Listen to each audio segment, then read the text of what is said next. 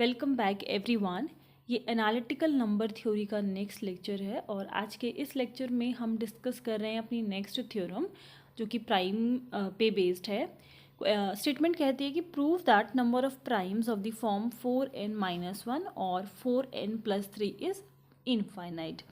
कि हमारे पास ऐसे बहुत सारे ऐसे infinite number of primes exist करने वाले हैं जो 4n-1 की फॉर्म में होंगे या तो 4n+3 की फॉर्म में होंगे।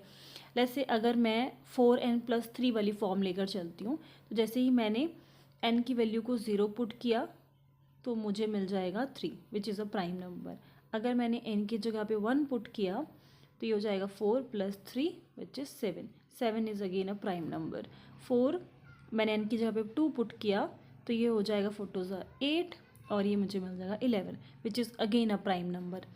मैं n की जगह पे 3 लेती हूँ तो ये जो 4 3 12 + 3 which is 15, but 15 is not a prime number. ठीक है, तो जो स्टेटमेंट है वो ये नहीं कह रही कि आप n की जितनी भी वैल्यूज़ लोगे सब आपको वो प्राइम ही देगा या फिर 4n+3 हमेशा एक प्राइम नंबर होता है। नहीं, स्टेटमेंट ये कहती है कि जो आपको प्राइम मिलेंगे वो इस फॉर्म में नज़र आएंगे, ना कि हर n की वैल्यू के लिए जो नंबर आपको मिलने वाला है इस फॉर्म में वो प्राइम होगा। इस चीज़ का आपको ध्यान देना है। इसीलिए 0 1 2 के लिए ये एग्जिस्ट कर रहा है कि वो प्राइम नंबर होगा, बट 3 के लिए एग्जिस्ट नहीं कर रहा। तो n की हर एक वैल्यू के लिए बात नहीं हो रही।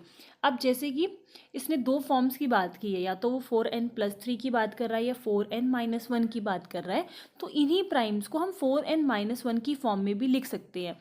कि लेट्स से 7 बनाना है तो मैं n की वैल्यू यहाँ पर पुट कर रही हूँ कि 7 की फॉर्म को मैं कैसे बना सकूँ। तो अगर मैं यहाँ पर 2 वैल्यू पुट कर दूँ, n की जगह पे 2 पुट कर दूँ तो 4 2 8 -1 7। तो यही 7 मैंने 4n+3 की फॉर्म में भी दिखा दिया, 4n-1 की फॉर्म में भी दिखा दिया। तो यही इस स्टेटमेंट का मतलब है। अब नेक्स्ट अगर हम डिस्कस करें तो इस प्रूफ में आप चाहो तो 4n+1 की फॉर्म को दिखा दो या 4n-3 की फॉर्म को दिखा दो, एक ही बात है, क्योंकि हमने अभी देखा कि कैसे हम एक प्राइम को दोनों ही फॉर्म्स में दिखा सकते हैं। अगर हम 4n-1 में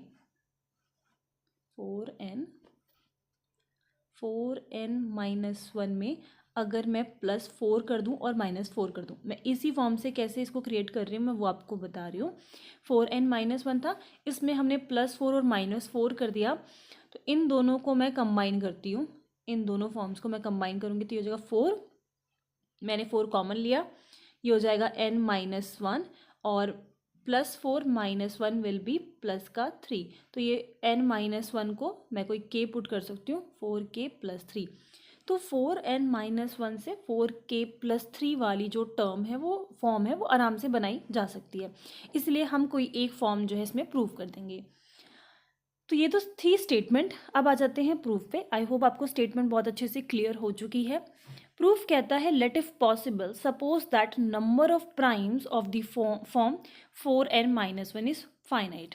इसको हम कॉन्ट्रडिक्शन से प्रूव कर रहे हैं और इसलिए हम ये कह रहे हैं कि ऐसी फॉर्म जो 4n-1 टाइप की होगी वो हमें फाइनाइट मिलेगी। हमें प्रूव करना है इनफाइनाइट और हम लेकर चल रहे हैं कि हमें फाइनाइट मिलेगी।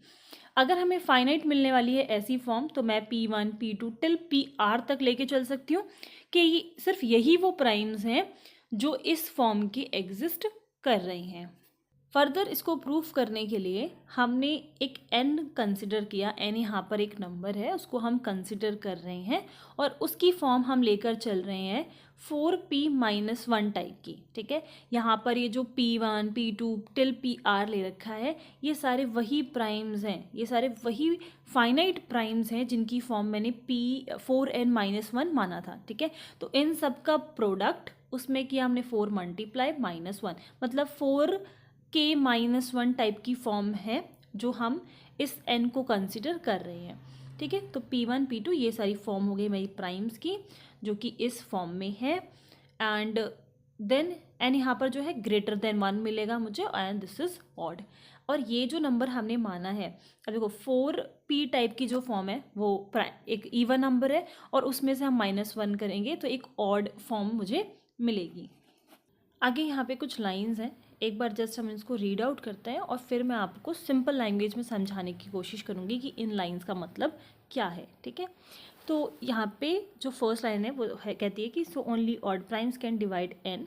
Further every odd prime is either of the form 4n+1 or 4n-1.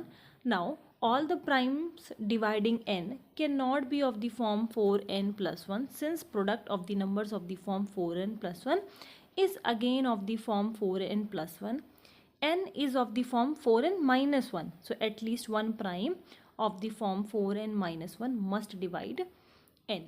देखो हमने अभी जो फॉर्म कंसिडर करी या जो हमने n कंसिडर किया वो किस टाइप का है, 4, P1, P2 एंड ऐसे ही PR तक जा रहा है और इसमें हमने किया हुआ है -1. तो जो इसकी फर्स्ट लाइन कहती है कि सिर्फ ऑड प्राइम ही n को डिवाइड करेंगे. ऐसा क्यों? क्योंकि जो ये हमारे पास n की फॉर्म है वो कैसी है, ऑड है, ठीक है. ये 2 × 2 और ये पीस p की जो फॉर्म है, PIs की जो फॉर्म है, तो ये मेरे पास इवन है, उसमें से मैं 1 माइनस करूँगी तो वो मेरे को ऑड मिलेगा. ये मैं हटा देती हूँ.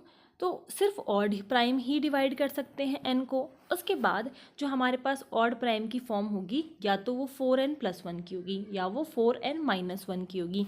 लेट्स से मैं 4n+ वाली फॉर्म को कंसिडर करती हूँ.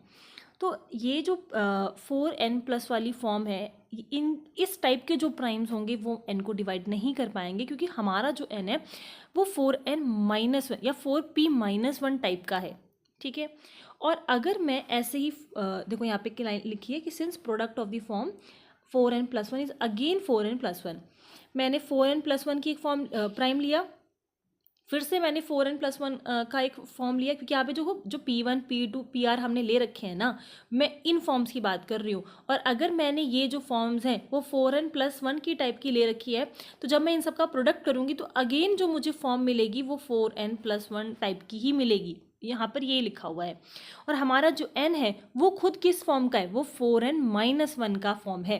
तो एटलीस्ट मुझे एक प्राइम ऐसा मिल सकता है 4n-1 जो इस n को डिवाइड करे. ओके, तो अगर हम ऐसा कह रहे हैं और अभी हमने स्टार्टिंग में ही क्या कंसिडर किया कि जो 4n-1 के जो प्राइम है वो फाइनाइट है, ठीक है, और वो फाइनाइट प्राइम्स यही है और मेरे पास ऐसा कोई प्राइम है ही नहीं जो 4n-1 का हो अदर देन दिस. तो और अभी हमने जस्ट क्या कहा कि 4n-1 का एटलीस्ट एक प्राइम मुझे मिल जाएगा जो डिवाइड करे n को. तो इनमें से मैं एक ऐसा प्राइम ले सकती हूँ जो n को डिवाइड करेगा.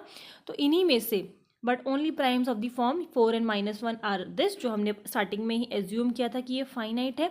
इसमें से मैंने एक प्राइम PI ऐसा ले लिया जो इसी फॉर्म का है और वो n को डिवाइड कर रहा है, ठीक है. कोई भी एक PI में कि कोई भी एक प्राइम हो सकता है, इसलिए i की वैल्यू 1, 2, 3 nr हो सकती है. फॉर सम i की बात यहाँ पर हम कर रहे हैं.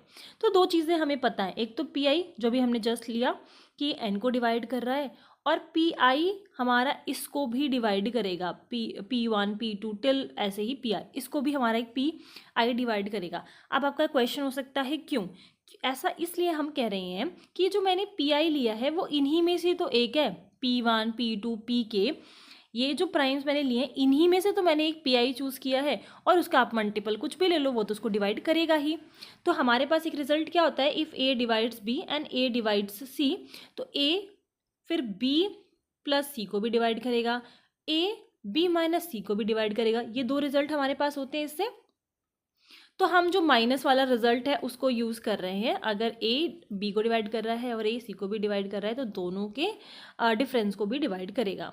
तो दिस माइनस दिस कर दिया तो ये आ गया 4P1 P2 टिल इसी तरीके से PRN -n. नाउ अब n की फॉर्म, आप n की वैल्यू पुट करो. n की जो फॉर्म है उसमें क्या था, 4P1 P2 PR और -1 था. इससे तो ये कैंसिल हो जाएगा, बस मेरे पास बचेगा पॉजिटिव का 1. हमने क्या किया, सिर्फ n की वैल्यू को पुट कर दिया जो n मैंने स्टार्टिंग में कंसिडर किया था. तो ये वाली फॉर्म तो उससे कैंसिल आउट हो जाएगी, बचेगा मेरे पास -1 और नेगेटिव नेगेटिव यहाँ पे हो जाएगा पॉजिटिव का 1. तो इसका मतलब PI किसको डिवाइड कर रहा है, 1 को डिवाइड कर रहा है. बट यहाँ पे कॉन्ट्रडिक्शन आ गई, क्यों, क्योंकि अगर PI जो है 1 को डिवाइड कर रहा है तो PI की वैल्यू को 1 होना ज़रूरी है, बट हमने PI को तो प्राइम कंसिडर किया हुआ है.